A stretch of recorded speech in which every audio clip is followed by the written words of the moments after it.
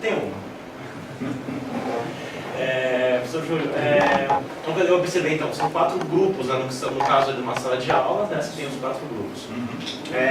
Da sua experiência, por mais que não tenha sido, pelo que entendi, algum número aí limitado aí de turmas, de oportunidades, o senhor identifica que talvez exista algum risco de existir aquele aluno, aquele grupo de alunos que vai ficar ali à margem, só observando, porque afinal quem está controlando, quem está respondendo são aqueles 2, 3 ali, ou só o fato dele estar envolvido e curioso já é muito mais estimulante, né? Já é muito mais motivador do que uma aula fria?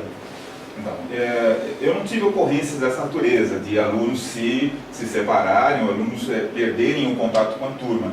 Na verdade, eu tive uma satisfação uma sensação muito prazerosa de ver alunos bons que nem sempre se aplicam a acompanhar a aula, uma solução como essa ter uma participação muito mais efetiva.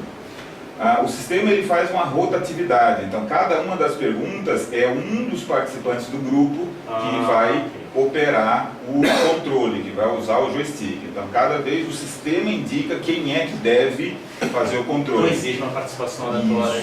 Exigindo que todos participem.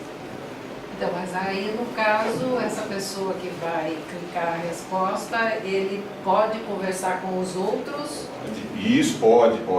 O grupo justamente fica, durante o tempo em que ele está clicando a sequência correta em que o programa exigiu a ele, o grupo todo está em discussão de qual é das 4 alternativas que é a resposta correta.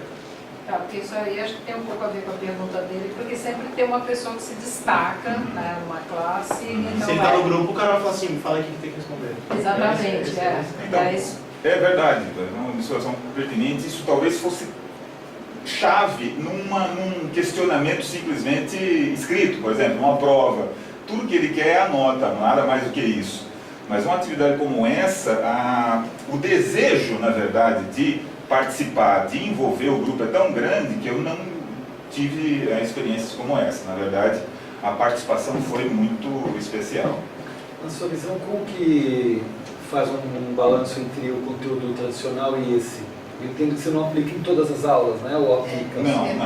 Não. Isso certamente você separa alguns minutos da aula para dedicar a essa atividade. E não em todas as aulas, claro. Mas em alguns minutos, simplesmente você já avisar a classe, olha, na próxima aula nós teremos o uso da ferramenta. Eu tenho outras ferramentas desse tipo, o uso do computador. Já gera um estímulo muito grande.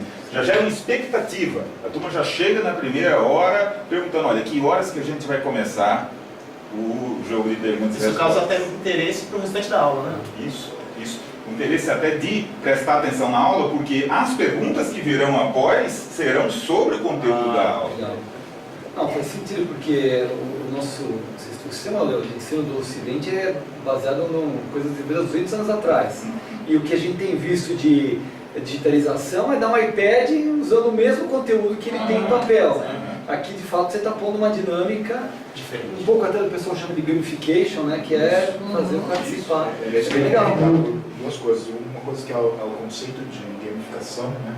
Que está muito em voga hoje, porque o nosso cérebro não sabe diferenciar a experiência real do jogo, né?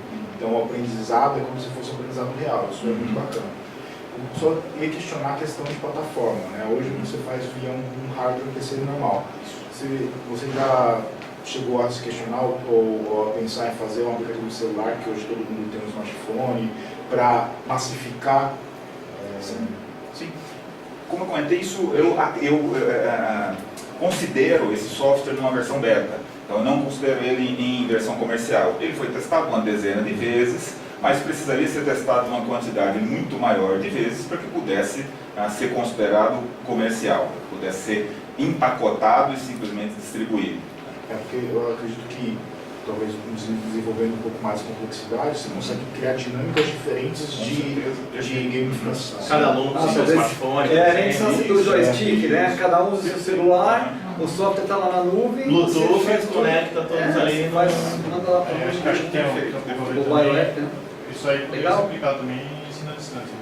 Também, com certeza. Você poderia responder remotamente, muito bem, remotamente. Aí, as treinamento questões, de né? empresa que você fala aí, né? Que treinamento de call center, essas empresas que tem 3, 4 mil pessoas e que é uma dificuldade de fazer a pessoa se concentrar. Você faz via game, é muito mais motivador. Isso é o início de uma ideia, gente. Na verdade, eu lamento muito que eu até comentei isso, que eu não tive o apoio que eu gostaria de ter tido da entidade pedagógica a qual eu sou associado, né, para que houvesse um desenvolvimento melhor ou mais rápido dessa solução. Mas acredito que há um potencial muito interessante para Eu isso. e o Daniel, a gente tem um amigo que tem uma startup de desenvolvimento de soluções de pedagógicas, inclusive de realidade aumentada, e tem um amigo também que tem aqui no IPEM, uma empresa de realidade virtual.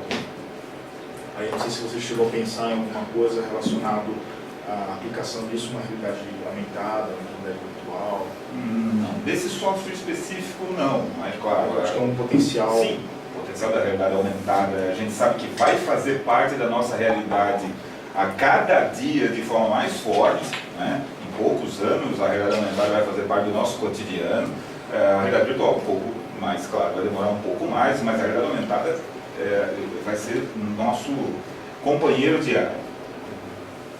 Acho interessante que você adotou uma abordagem bem startup, né? Bem, tipo, desenvolve o mínimo, coloca, testa. Isso aí você pesquisou ou foi intuitivo? Como é que foi?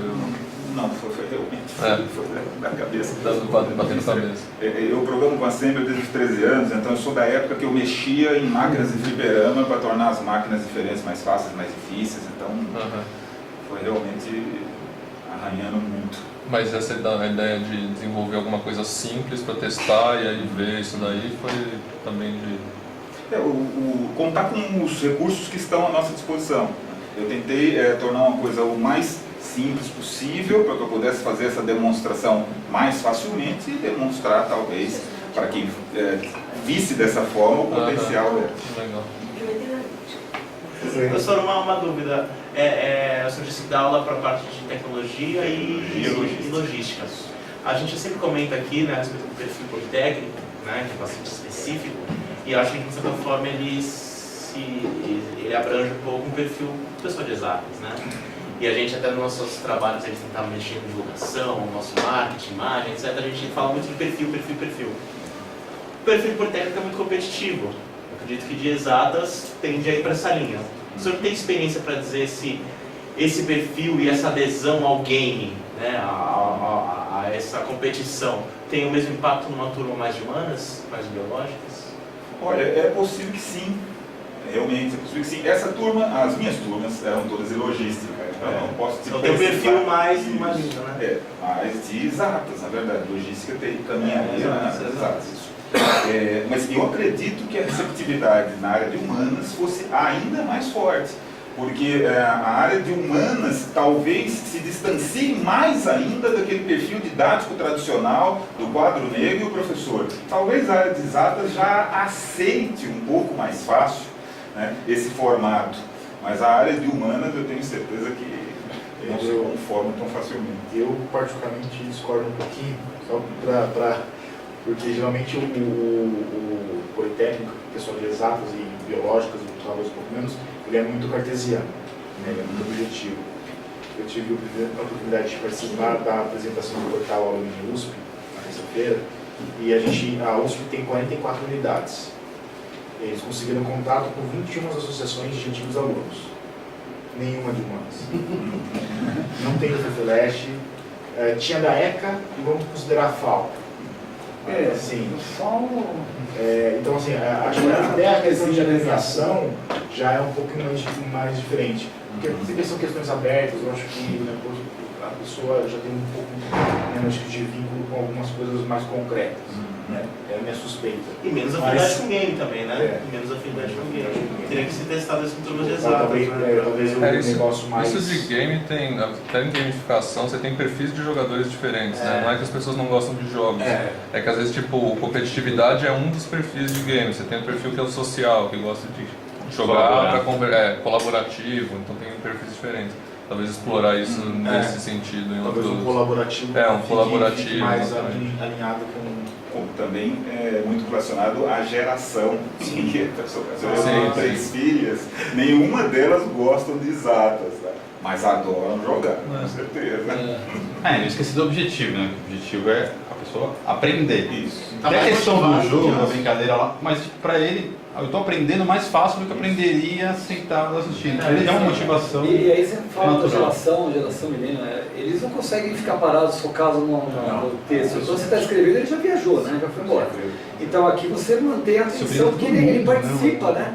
Ele participa. Você controla o ambiente. A nossa geração também já era um pouco assim, né? Aquela aula tradicional, você... Talvez não tivéssemos os recursos na época. Mas eu garanto Tinha celular. aquela participação que vocês viram ali, desculpem a filmagem, foi filmagem com um telefone celular, perdão, mas aquela reação que vocês viram é a reação padrão, é aquela reação ou mais eufórica, e a participação é muito ativa de todos os alunos, mesmo os mais afastados e também os mais interessados.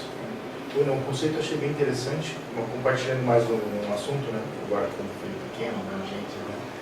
A escolinha do meu A gente filho. separados, tá? Ele tem um filho. Já separaram, Já separaram. São filhos diferentes, né? Um meio diferente.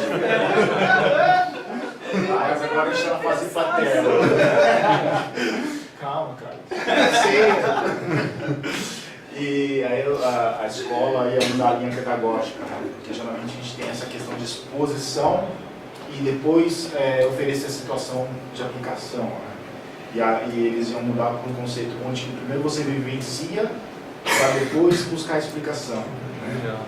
O que a gente imagina que você já passou a uma aula expositiva e depois você vai testar os seus conhecimentos. Mas se você talvez expandir, né, esse conceito, você pode até antecipar algumas situações e aí tipo, bom, agora a gente volta na situação e vamos analisar, vamos Gera curiosidade. Por que a né? pessoa respondeu isso? Por que você respondeu errado e caiu pelo senso? E não... Concordo plenamente. Então, assim, tipo, é um campo, acho que, muito amplo de exploração. Vocês concordam que isso vai contra a linha didática hoje padrão no nosso país? Então, é difícil tentar inverter as coisas e tentar que isso seja aceito até pela organização que ministra o curso. Né? Mas eu concordo, é a tendência mundial, inclusive, você trazer muito mais o aluno para poder desenvolver aquele conteúdo e trazer as dúvidas para o orientador, para o condutor da aula, do que simplesmente alguém na frente da turma falando e alguém ouvindo. Muito obrigado pela oportunidade, gente. Muito legal.